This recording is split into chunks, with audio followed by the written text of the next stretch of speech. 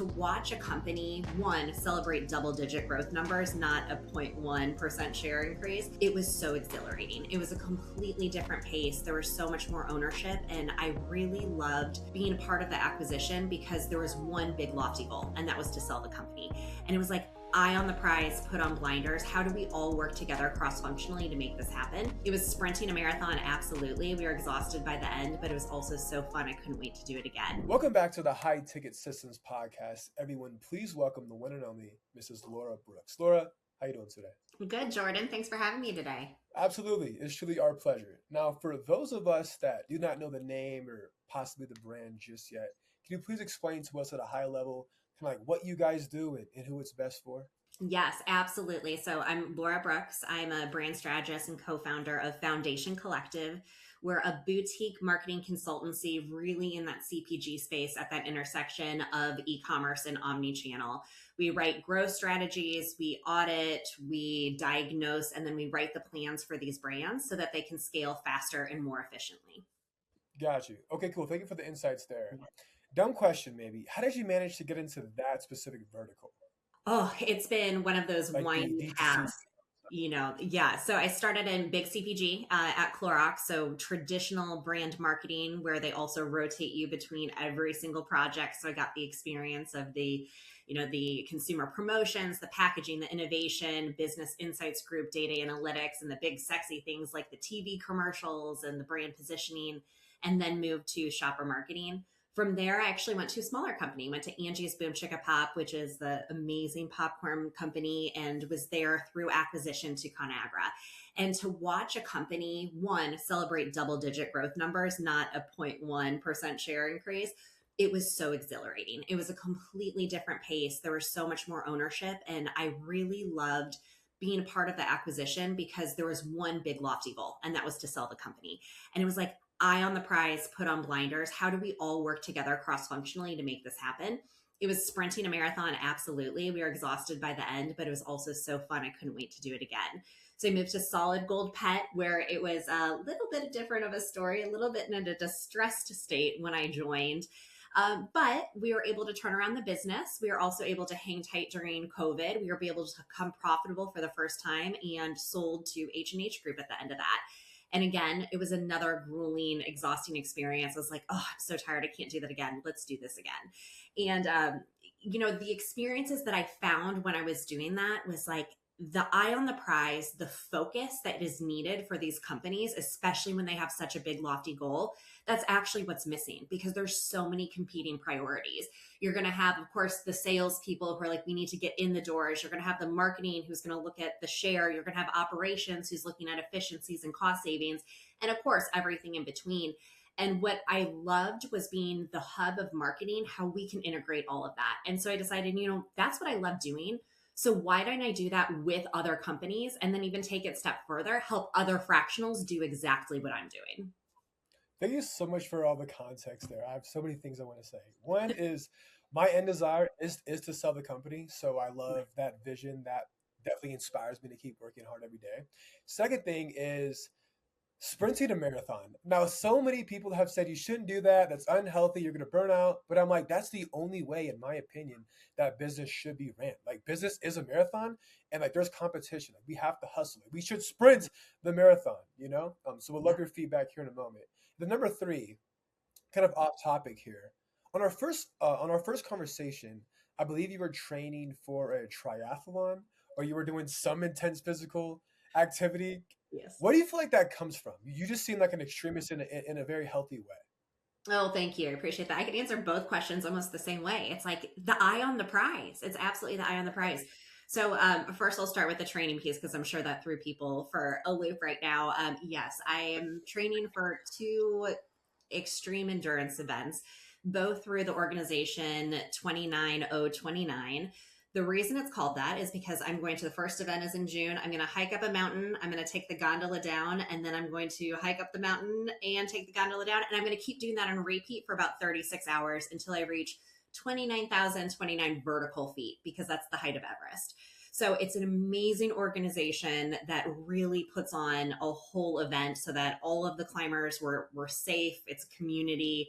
We're well nourished. They have the most amazing food, very well hydrated, with fabulous volunteers that are cheering us on along the way.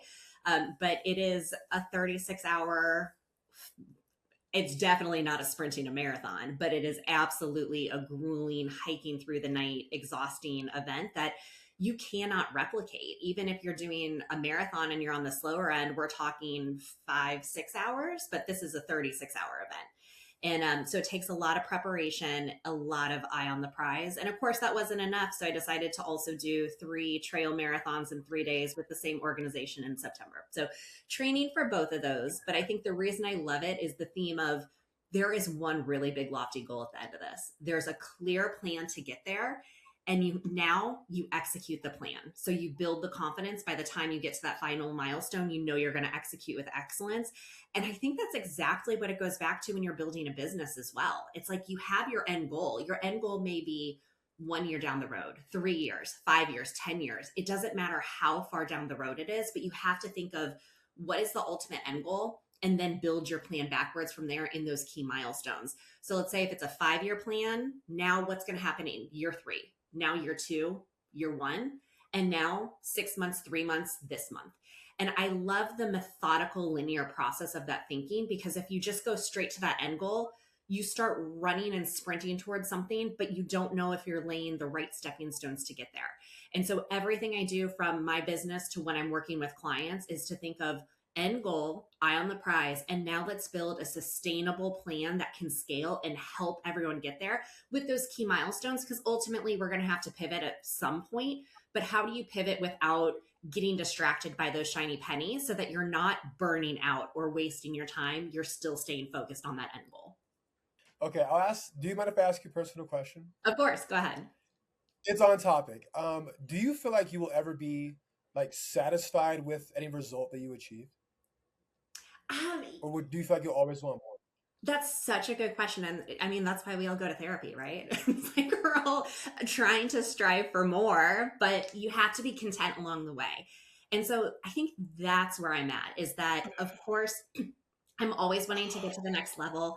I always want to test and pressure test, excuse me, but I have to be happy with the process. If you're not happy with the process, you're only sprinting towards the end goal. So yes, keep your eye there, but make sure that you're happy with the process. Excuse me.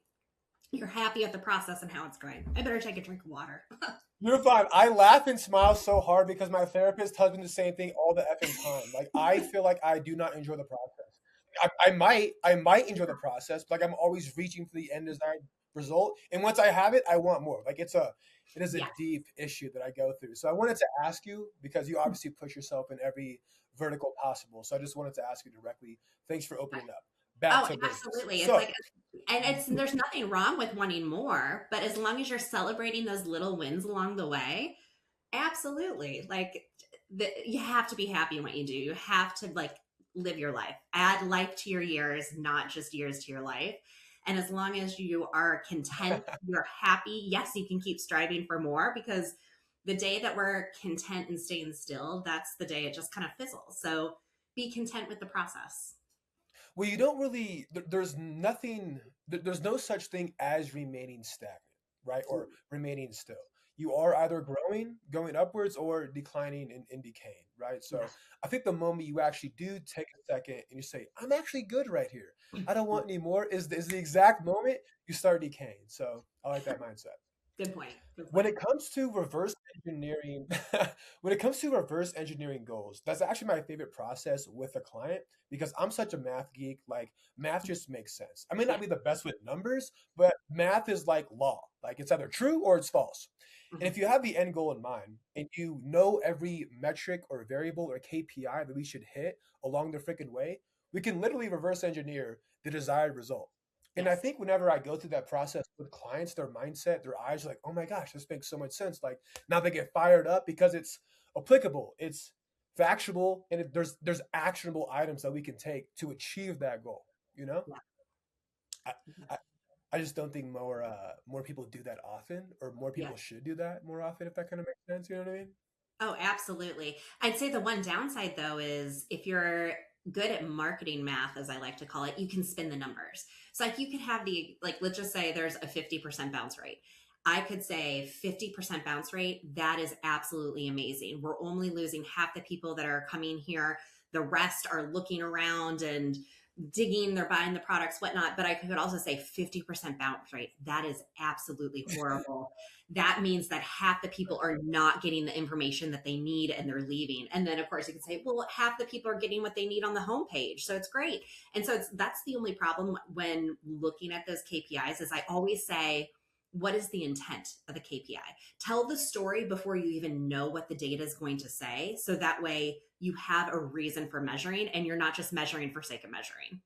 Very good insights. I have not thought about that. I think I knew that internally, but I haven't like conceptualized what you articulated right there. Yeah. That makes sense. Good job. Good job on you, Laura. Yeah. You have two divisions, right? Yeah. You have the brand strategy side with D2C companies, and then you have the consulting.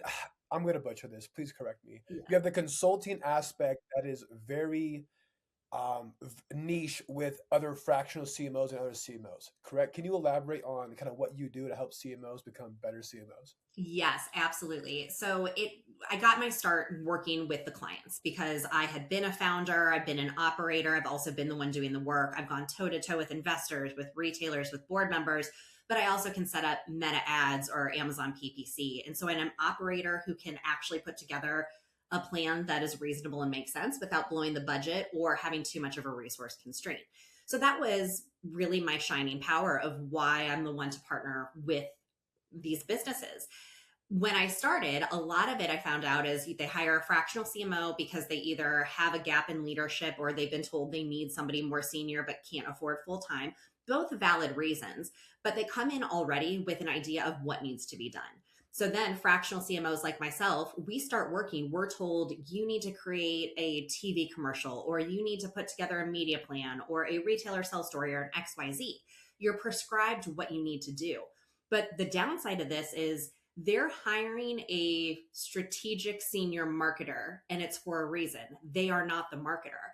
So a CEO is having the CEO lens. They may not even have a marketing background. So they're telling you what they think needs to be done. It's not always what needs to be done. However, we're hired for a job. So we start executing the job. So the downside is fractionals jump in, start executing to prove and build proof points of why to justify the retainer or the cost of the project. And then it falls flat because expectations are missed because they said, well, now the business still isn't fixed. And, then you take a step back as the marketer and you say, well, that's because I would have done this XYZ differently. So what I found is that when I take a step back and I start every engagement with an audit, and then I diagnose the problem, and then I prescribe what the plan should be, I actually have a longer term contract than just executing what the business thinks they need. When I flipped the switch there, not only was I able to retain my clients longer, but I was also able to scale and take on more because I took the upfront time to really diagnose what that problem was, prescribe the plan. So now I know what I'm going to do for the next 12 months. So then the following month, I could actually onboard another client while I keep my other afloat, and then onboard another client while I keep me other two afloat. And so it was a way to scale so that now I'm getting paid for my value, not my time. As a fractional resource, many of us are saying, well, here's a contract for X hours for X dollars. Now we're only paid with time. So when I flipped that script, I could scale faster, more efficiently. I could also retain my clients to scale even better. So I've decided, you know what? Why don't I share this? There are so many new fractional CMOs, fractional COOs, fractional anything that are coming on board these days. And I think it's absolutely right for them to give it a try, but they need to learn from my mistakes and they need to take that time to do the audit to then diagnose and prescribe the plan. So I also have the other side where I have templates so that the expert comes in, they're ready to start their own fractional consultancy. Now they have a template so that they can more quickly do that audit, diagnose, and prescribe the plan so they also can scale faster and more efficiently as well. That's amazing. I think whenever you try to trade time for money, it is by definition not scalable No. because time is obviously not infinite, you know. But if you trade dollars for value, that is infinitely scalable. So great job on you. How What? did you learn that three-step? I think it was a three-step process. Yeah. How did you learn that three-step process? Was it through trial and error, or did you just like wake up one day, this is it, I'm going to run with this? Absolutely trial and error. I'd say it's been trial and error probably my whole career, as it should be. Like you have to learn on the job, you have to learn from the experience. But even thinking back to when I was in a more corporate setting, you still took the time to do the planning. In fact, you took a lot of time to do the planning. And that's what's missing from startup world. Any of these companies that are, south of really 300 million, it seems like they're so focused on the growth goals, hitting the quarter, hitting the month, hitting the XYZ. There's no wrong reason for that, but they're not taking the time then to set that strong foundation, which is why I call it Foundation Collective. Because you need to take that time to set the strong foundation so that you can keep building upon something strong that won't fall flat. And so it has been trial and error, which is another reason that I encourage the new fractionals that are coming up to take the time, invest in the template, because I've had years, literally years of that trial and error to really perfect these templates over time to figure out what works with the clients. From your branding strategist business standpoint, can you list off one case study that comes to mind that kind of showcases your expertise, what you did, when you stepped in, what you implemented, and then obviously what the result was? Can you go into detail if you don't mind? Sure, absolutely. So, but it's funny because this was one of my learning experiences. So, I started working for Bobby Flay, actually, for his cat food brand, made by Nacho. And I was hired for a 2 month, very temporary bridge the gap as they brought in new leadership because the new leadership would bring in the new team. And then my job at the get go was to create the first ever TV commercial for Made by Nacho. So said, okay, that is the job. I'm going to go in, I'm going to do it. I started to do that. And then I realized, actually, timing isn't right because we're not integrating with the retailer resets. And we also need to make sure that we're in a healthy inventory spot. And we're also going to be doing a packaging refresh. So why would we advertise when we're going to be changing the packaging in just a couple of months anyway? And so it was an interesting thing where I learned of, well, I need to execute the task I was hired for. I only have 2 months to be here. I need to complete this, but I also see so much opportunity. And so that's where I went straight into the sure, I will execute the task because we've already got in the works, already contracted, already have the studio time, and Bobby's time's at a premium, so we can't reschedule.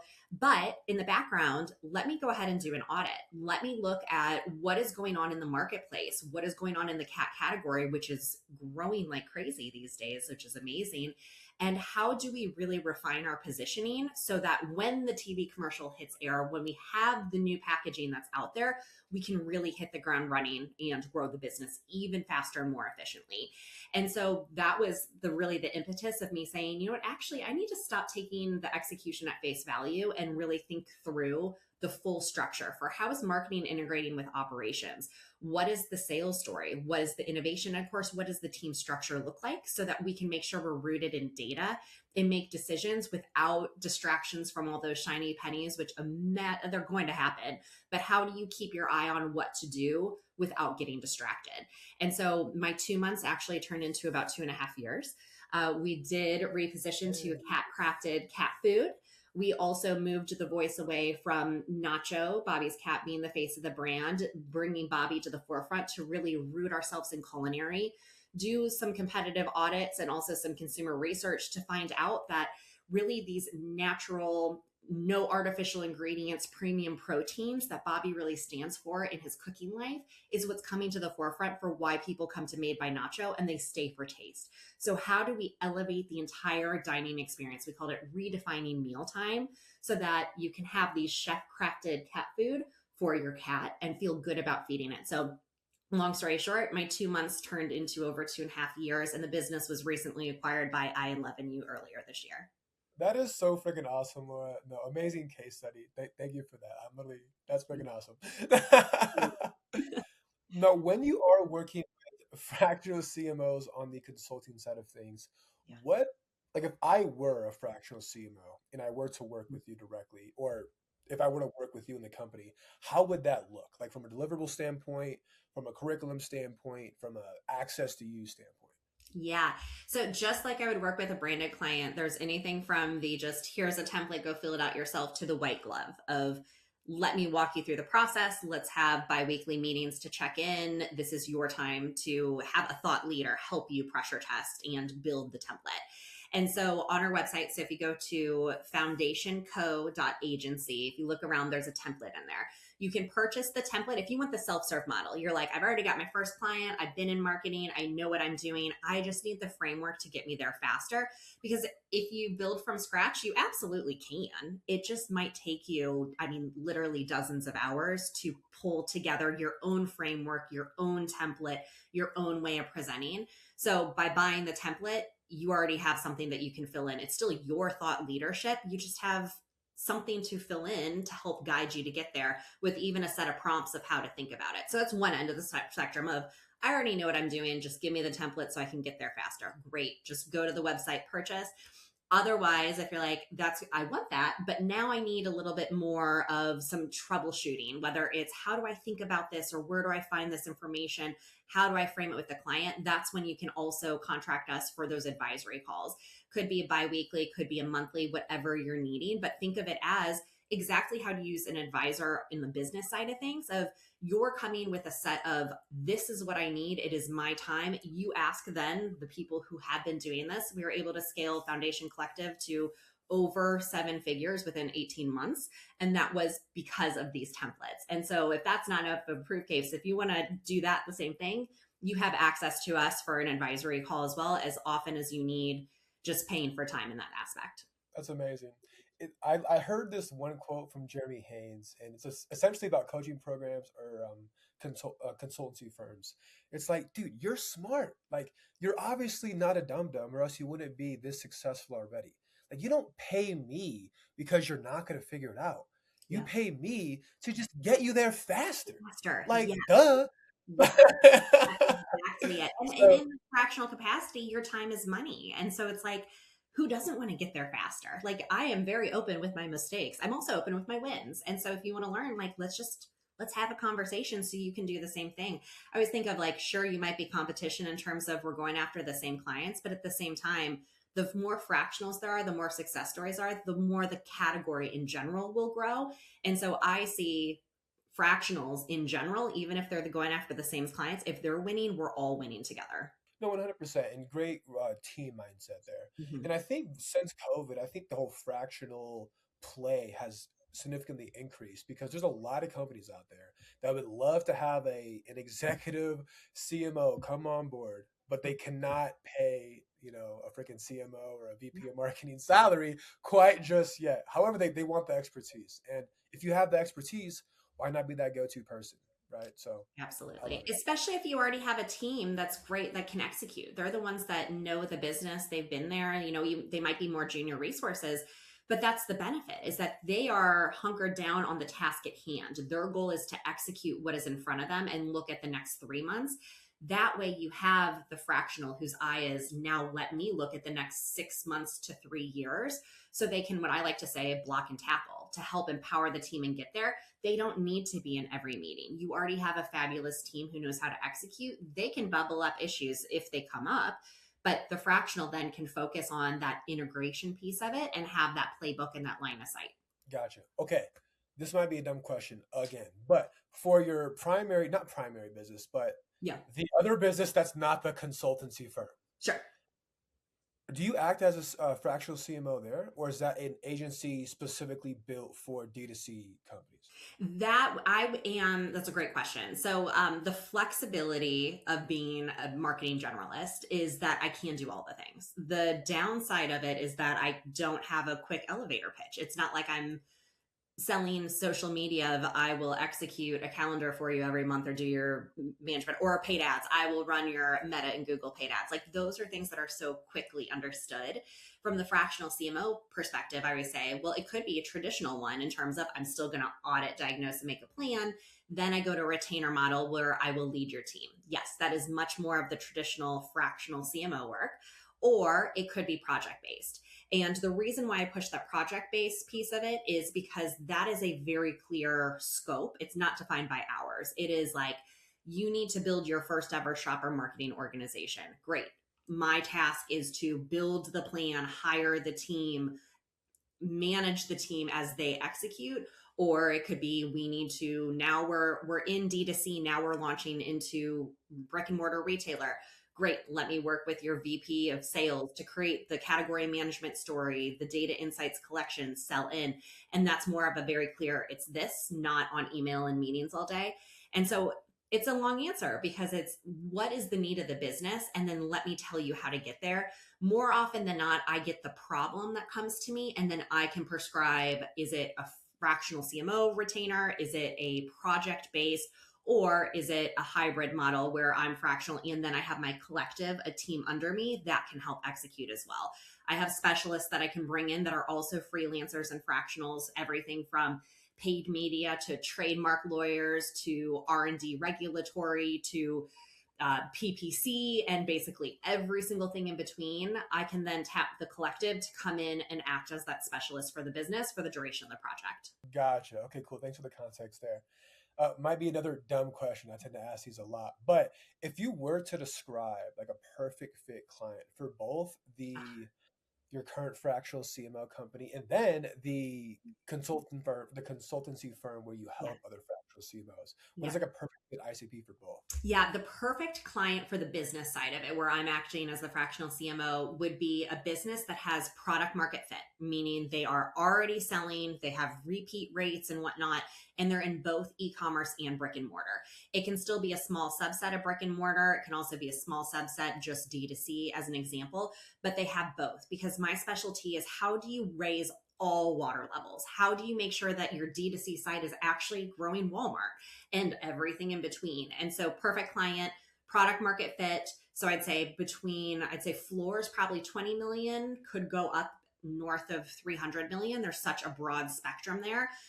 The key though is, when do you call me? It's because you're stagnant. You're stagnant in growth, you're losing share, you are stuck, you don't know where to go next, or you have an opportunity in front of you that is so big and you don't know what to do. Like you're selling into Costco for the first time. It is such a big table stakes right there. Like there's a lot of skin in the game. How do we make sure that we actually execute with excellence without blowing the budget?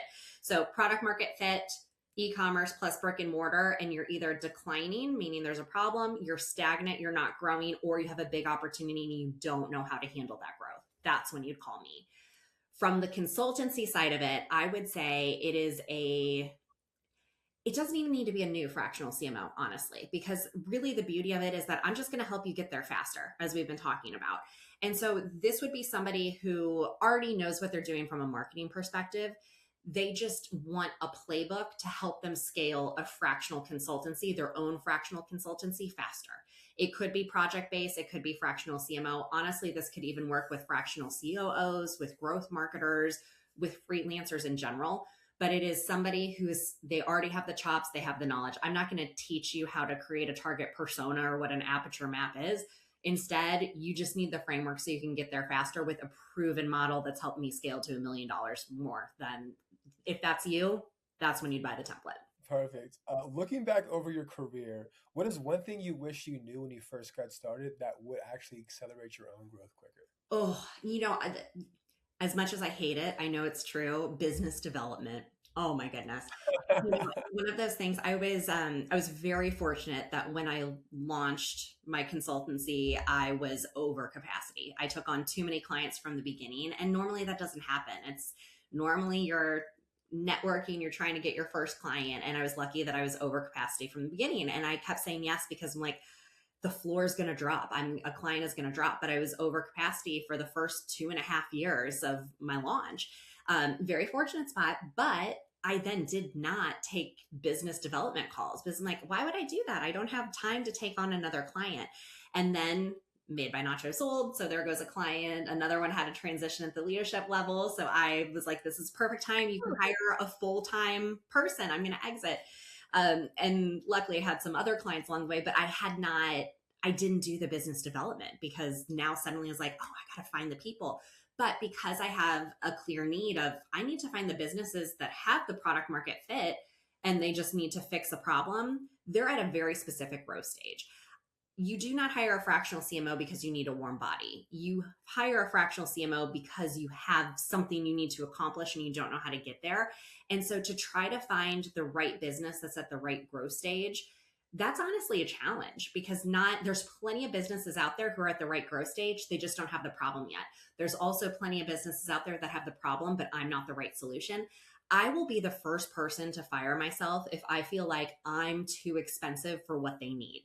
And and it's good because I can build trust with my clients. I also can then take pride in my work. But the downside is then I have to make sure that I'm top of mind for when those clients do have a problem they need solving, that I'm their first phone call.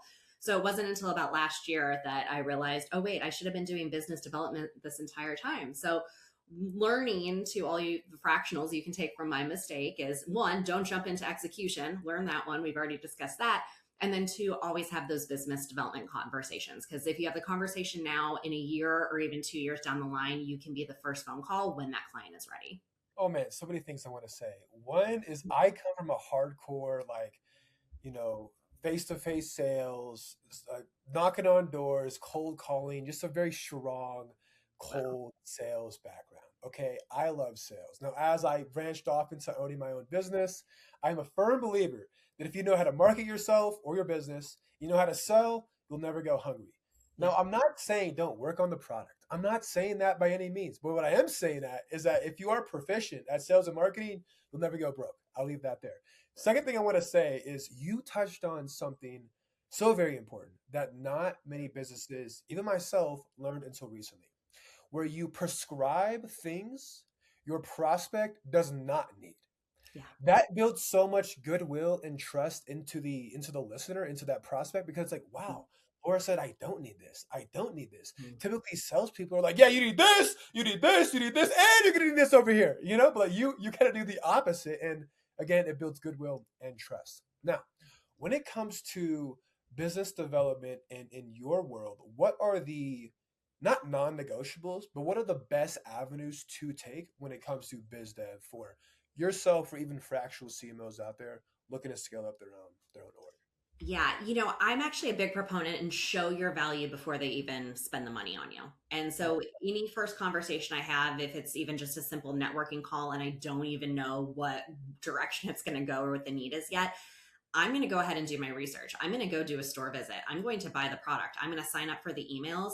I'm going to act as if I already have the job because I already know the first thing I'm going to do is to audit the business anyway to figure out what the true problem. I know that the problem they're going to tell me probably isn't the problem that needs to be solved. So I'm going to start my diligence ahead of time. I'm going to get completely invested in as if I have this job. What am I already seeing as a consumer, as a shopper? What problem do they need to solve? How would I solve it? And what would the timeline look like? And so I already go into that meeting thinking of that so I can provide them with the insights.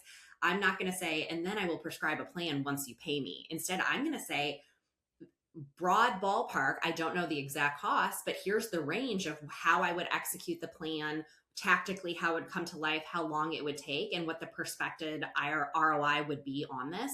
So that way they already understand and set the expectations. Because I'd say one thing, other than just executing the problem that's not actually the right problem, the other problem I see with fractionals is that expectations aren't set. Again, we're working with people who are not the marketing experts because we're coming in as the marketing expert. And so sometimes I will get a client who, like on my early days before I started doing the auditing prescribing plan, I would have the clients that say after 3 months, well, we haven't grown enough to have an ROI on your costs, your retainer costs. Like, well, that wasn't part of the plan because first we need to do a packaging refresh so we could start selling the product. But because expectations weren't set on the get-go, they were unhappy. I was confused because I was justifying my job. And it just was like, well, you know what? Let me find a junior resource for you to execute ads because that's actually what you need. And so, all of that to say, I'd say the expectations are so critically important of you have to set the expectations in the upfront and you can do that by showing the value. So I always try to show value before I even sign the contract. So that way they know what they're getting. Expectations are set by day one when I first start to do that execution audit. I feel like when you demonstrate competence, expertise, give away free value up front, hence like a keyword there, free, without somebody paying you, it builds so much trust and goodwill. Like that is essentially the secret sauce behind all content, right? Whether it's YouTube, whether it's podcast, but demonstrating expertise before somebody pays you really builds like goodwill for the audience. So I'm really, really glad that you do that. Second thing that I want to ask is I'm a little maybe uneducated when it comes to it's like fractional CMO work, but it sounds to me like you are the overall strategist behind the system that you're going to put into place. You may not know how to like click all the buttons on the computer, but you have an overarching understanding of like, okay, we're here, we have to get to here, here's how we're going to do it. And then you essentially just kind of put people in place, sometimes put people in place to make it happen. Am I far fetched there or am I like right on point? That's exactly it. I like to say that you are hiring a CMO, you're just not paying me for the water cooler talk. So I'm not in every meeting. I'm putting a lot of trust in my team that they are going to be the experts. They're going to give me the information that I need. I can still make the decision. I will still get it up to leadership for full approval. I will also still relay it down. Like for the fractional CMO, like you are still a CMO. You are still the operator of the marketing organization. You should still have P&L ownership. You should still be in the leadership team meetings. I always tell a CEO and founder when I first start working with them, you need to pretend like I'm a full-time employee. If a full-time employee would have access to XYZ system, I should as well. If I'm facing to a retailer, I need an email address for you as well. Treat me as if I'm a full-time CMO. Just know that I'm not going to be on Slack and Green all day. I'm going to be managing my own time. And you're also going to have to trust that I'm going to communicate both timely and efficiently, but also as needed. And I say that as an as needed in terms of you have to trust that I am synthesizing the data down to be as efficient as possible. I think my love language is efficiency. And that's why being a fractional works out so well because I don't have to spend time. It's not that I will get in the weeds. I will get into Excel and Google Sheets, and I love a good spreadsheet, but I also won't waste my time on formatting if that's not the end goal, if that's not what's going to add value to get the business, to sell the business, to get the retailer, to get the fundraising. I will choose my battles. I love the energy. I cannot agree more with the whole efficiency play there. Laura, I had a question. If it ever made sense to actually work full time with one org and they were to bring you on as a full time CMO, would you ever explore that option? Yes, absolutely. I've been full time before. I would go full time again, but it would have to be truly for an organization, a product that I absolutely believe in because I put my heart and soul into all of my clients and the companies that I work for, no matter how big or small the contract is.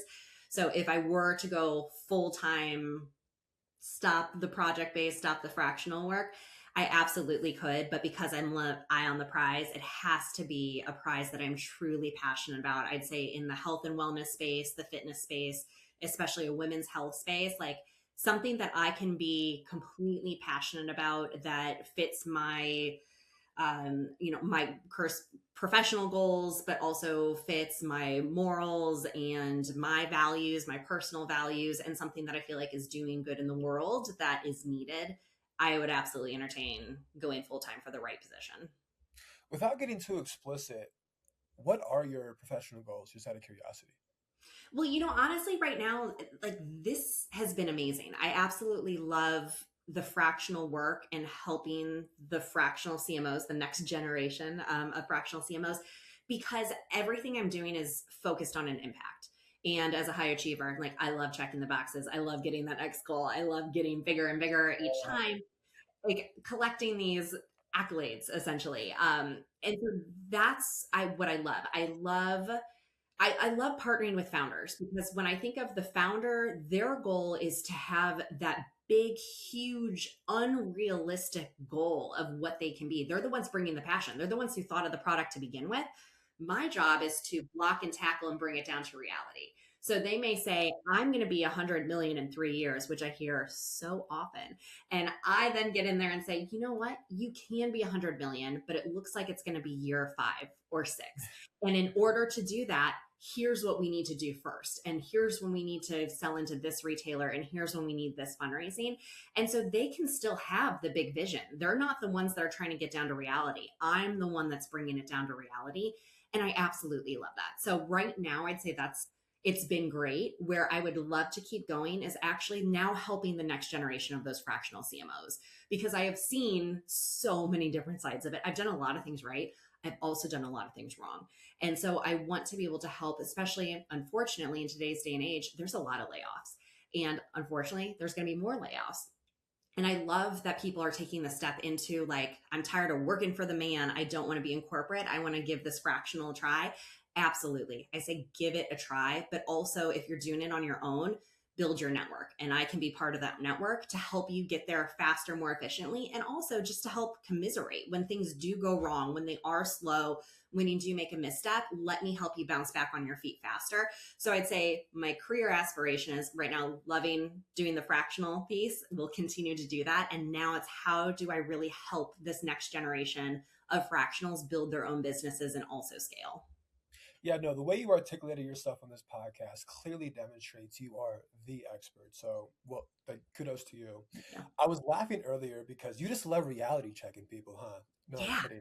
But I think that's a great asset because I would like, not to bring up my personal life, but me and my ex would always not get into this, but I was big dreamer, like big picture thinker, and she was always like, bring me back down to reality. I'm like, no, save that shit over there. I don't want to hear that. But you actually need that. Like in our reality, you do need somebody to check you when you're tripping, but like check you when your dreams are really, really gigantic. You know what Yeah. I mean? And there's no problem dreaming big, but then you have to make sure that you're on the right path to get there. Working And backwards from that, yes. yes, exactly. And it, again, goes back to expectations. If they think like I'm going to be a $1 billion unicorn by next year and I'm going to sell to Unilever or something, it's like, well, what if you actually sold for 500 million? Like that is still something to celebrate. But if their goal was 1 billion and they sold for 500 million, they're going to be like, I missed my goal by 50%, where somebody else would be like, oh my gosh, that was insane. That's huge. You should celebrate it. And so that's goes back to the marketing math. It depends how you look at it. And so I can be, if I bring them to reality, then I feel like you can celebrate more. And that's what you should do in life is you should celebrate all these wins, the big ones and the small ones. It's a challenge, okay, Laura. It's not as easy as you freaking make it seem. Okay. Fair, Okay. fair. Maybe time for one or two more questions. Sure. What is one thing that you're looking forward to in the next 12 months for either side of the business? Yeah, other than finishing my training for my clients so I can be done with it. Again, Right. again, I only have like 20 more weeks left. But other than that, I'd say taking the time to focus on helping the fractional CMOs. So we had our first webinar a couple of months ago to just general questions of answering like, what's it like? What are the missteps? What are the mistakes? What are the things I wish I would have done differently? And we had a great turnout as well as lots of great questions that came from it. And so I know that there's a there, as they say, like I know there's a need. I know this information, the community is very much needed. I just hadn't taken the time to focus on how do I help other fractionals. So I'm excited that in the next 12 months, I'm going to start to focus there now that my client base is back to steady. I'll start looking at how do I help reach more of those fractionals? What kind of content are they needing? What questions do they have? What other templates can I do to help support them so they can also grow their careers? Laura, where can they find you? You can find me on LinkedIn/LE Brooks. So look me up there, Foundation Collective. You can also reach me at laura@foundationco.agency if you want to send me an email directly. Perfect. Laura, it was so much fun having you on the show. I laughed my ass off a lot of times, so thank you again. And we'll have to have you back on like 9 to 12 months to see how things are going for you. That would be great. Thank you, Jordan. Good talking to you.